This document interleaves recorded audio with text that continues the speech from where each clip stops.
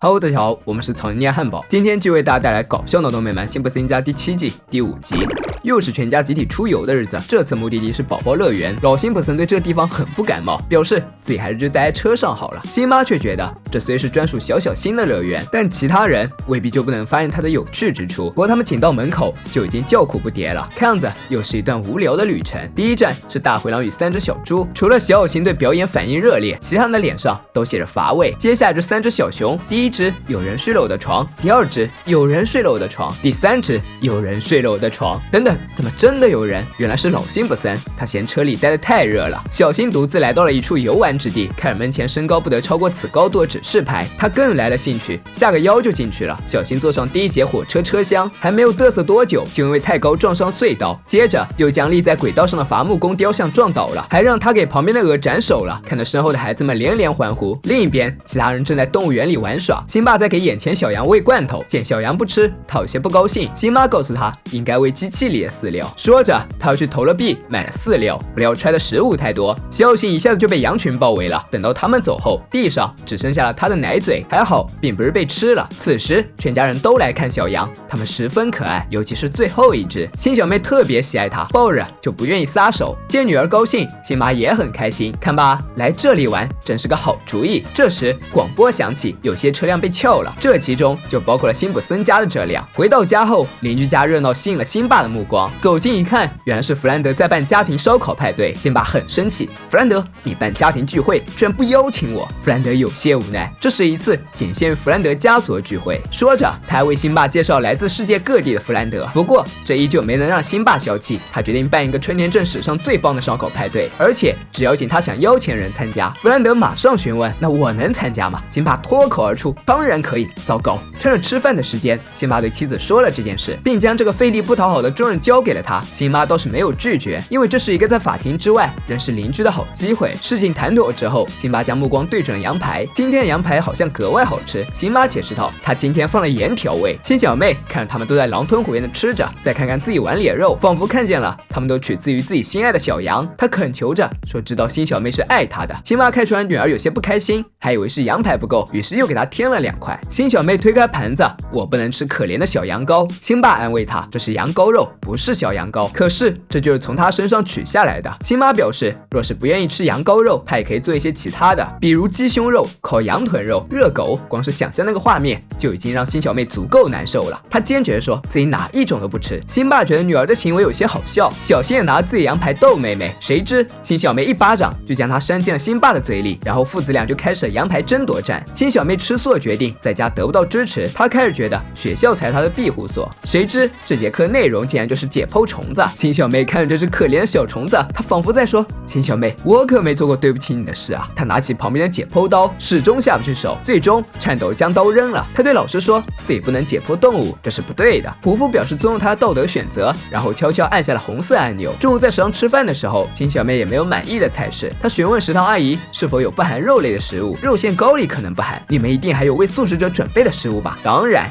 于是阿姨将热狗里的香肠倒出，将面包放进辛小妹的餐盘。辛小妹有些生气，你还记得你是什么时候失去工作热情的吗？阿姨哑口无言，悄悄按下了红色按钮。此时听到警报声的校长感觉有些不妙，一天内竟然有2次特立独行警告，看来学生受刺激过头了。他立刻叫威利把教室里的彩色粉笔都拿走。威利拍桌子对他说，教室里根本没有这玩意儿。没有。又到了愉快的动画片时间，情节还是和以前一样搞笑，但辛小妹看里面的暴力场景却怎么也笑不出来。她以前从未意识到这部卡通的情节传递了对动物施加暴力很有趣的信息。小新觉得他有些小题大做，这明明没有任何信息，它仅仅是搞笑的东西，就像是人们受伤那样。话还未完，他又被突然开门辛巴弄伤了。他过来向女儿展示自己的派对请柬，请参加红墨的 B 烧烤派对，多出来的 B 字因为排版错误了。辛小妹询问爸爸能否办一个不吃肉的派对，辛巴不理解，所有正常人都吃肉啊，就比如说他，如果去参加没有肉的派对，他就会问肉在哪里，看给这里的人们留下好印象。俗话说吃沙拉交不到朋友，说着父子俩就边念叨这句话边跳起舞来，可能是太魔性了，辛巴也加入了他们。一天，校长来到辛小妹的班级，他表示某位煽动者其实就是辛小妹，对学校的某些政策有所质疑，所以为了进行自由对话，他放了一段影片，名称是肉和人们自由的伴侣，大致内容是一个牛仔带着一个小朋友参观了牛肉制作全过程。首先，当鲜活牛儿在养殖场中长大，他们就从牛大学毕业了。接着，他们就会被送到屠宰间进行加工，最后出来的就是一块块的牛肉了。经过了屠宰间的洗礼，小男孩吓得不轻，他告诉牛仔：“我有个朋友说吃肉是不对的，他是不是疯了？不，他只是无知而已。他应该没有听说过食物链吧？在自然中，一种生物必须要吃掉另一种来维持生存。不仅如此，牛仔还告诉小朋友，如果牛有机会的话，他也会吃掉他和他关心的人。听君一席话，胜读10年书。小男孩这样是茅塞顿开，对吃肉毫无意义了。影片结束，讲台上摆满了动物内脏，虽然新小妹坚决不愿意吃，但架不住其他小朋友们的疯狂，她生气地制止他：“你们没有发现自己被洗脑了吗？”一个小女孩嘲讽道：“很明显，我这位疯狂的朋友没有听说过食物链。”古蛋则表示，等他长大了也要去上牛大学。新小妹可谓是被彻底孤立了。很快就到辛巴举办烧烤派对的时间，几乎所有的街坊邻居都来参加这次宴会。辛巴正亲自下厨为大家烤肉，新小妹端汤从屋里窜了出来，对众人说：“你们不必吃肉了，我做了足够多西班牙凉菜汤。”得知这只是冰冻番茄汤，大家都笑了起来。眼见大家看不上，新小妹失望地回房间了。所有人都在享受这场肉宴，除了新小妹，她不满地叫嚷着：“大家都在吃肉，真是不给我面子。”正说着，一块肉饼从天而降，这下给了。此时，庭院中的烧烤派对也进行到了高潮阶段。辛巴为众人展示了本场宴会的重头戏——烤乳猪，大家都很高兴。弗兰德还起立呼吁大家敬辛巴，因为他准备了这些值得称道的烧烤。就在辛巴感谢夸奖时，烤乳猪被新小妹推走了。他将小车开到了山坡上，然后让烤乳猪顺着山坡滑了下去。辛巴和儿子就一路朝他追去，但最终也没能追上。他从水坝上发射了出去。此时，秃头正对秘书说：“我要捐100万给孤儿院，等猪会飞的那天。”马上，一只猪就飞了过去，然后秃头立刻就反悔了。辛巴很生气，冲着女儿吼道：“Lisa，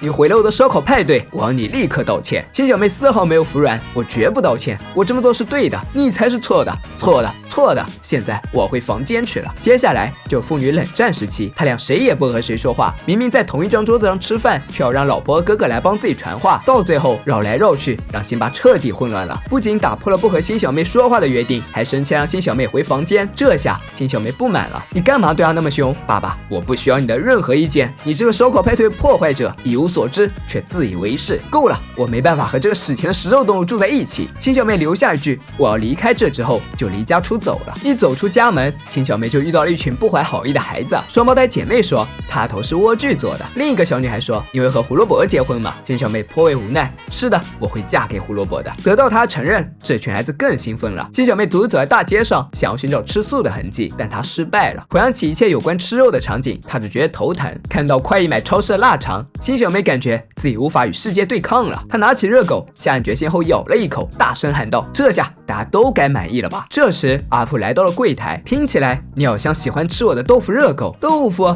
是的，没有任何的肉，只是脂肪含量是普通热狗3倍。没有人发现我做的改动，为什么要这么做呢？阿普，因为我是一个素食主义者。你看我的 T 恤。接着阿普就将他带到自己的秘密基地，那是快意买超市的屋顶，这里鸟语花香，像一个小小的自然世界，是阿普逃离现代世界的避难所。他说：“我知道作为一名素食者很不容易。”对呀，那就是我离家出走的原因。此时另一个人的声音响起了：“什么？他离家出走了？”此人正是保罗·麦卡特尼。新小妹听说过他，询问他妻子在哪里。在这里，琳达从草丛中走了出来，她表示只要来春田镇，就会到阿普的花园里转悠转悠。阿普告诉新小妹，保罗和琳达也是素食主义者，而且琳达对素食菜谱颇有心得。琳达说他们不满意市场上的素食产品，因为经常会在里面发现一大块猪肉。新小妹深表同情，那些傻瓜们啥时候才会明白，只有吃蔬菜、水果、谷物和奶酪就能非常健康呢？阿普惊呆了。哦，奶酪？你不吃奶酪吗？阿普，我不吃任何来自动物的食物。哦，那你们肯定认为我是只妖怪。阿普对新小妹说：“是的，真的，我是这么想的。但是很久以前我就学会了容忍别人，而不是把自己的想法强加给别人。你要知道，你可以潜移默化人们，而不必老是强迫他们。”这时新小妹终于明白自己对许多人都做得太过分了，尤其是她的父亲。她对他们深表感谢之后就离开了。此时辛巴正在到处找他们，他走到他身边：“爸爸，在找我吗？辛巴刚开始还嘴硬，然后就难过的坐在街边。哦，Lisa，我是在找你，我想道歉。我不知道到底哪里出了问题，但我知道总归是我的错。辛小妹告诉他，其实这次他俩都错了。他依然坚持自己的想法，但这不能为他做过事辩护。他诚恳地向爸爸道歉，对不起，搞砸你的烧烤派对。辛巴安慰女儿，表示自己能够理解，他小时候也有过自己的信仰。父女俩终于又和好了。辛巴背着女儿高高兴兴地回家了。孔子言，君子和而不同，小人同而不和。人生最好的交往姿态便是和而不同，既赢得了人和，又坚持了自我。人生在世，每个人都有不同的活法，如此才组成这世间的繁华。若想万事万物都以自己的标准，那就只会将脚下路越走越窄。辛小妹就陷入了这样的误区，吃素还是吃肉，原本仅仅是个人的选择，一旦上升到是非对错层面，不仅会伤害别人，还会让自己陷入孤立无援的境地。人的外在世界和内在世界从来就没有绝对的和谐状态，有的只有一种相对的平衡状态。矛盾是无处不在的，人类的进步和社会的发展所依靠的，从来就不是彻底消灭矛盾，而是在矛盾中追求平衡，谋求双方的共同发展进步。这也就是中国传统文化中的和而不同，具体到每一个人便是求同存异，尊重别人的喜好习惯，但也坚守自己的一方小天地。本期视频就到这里了，喜欢的小伙伴别忘了点赞、评论、关注，咱们下期再见，拜拜。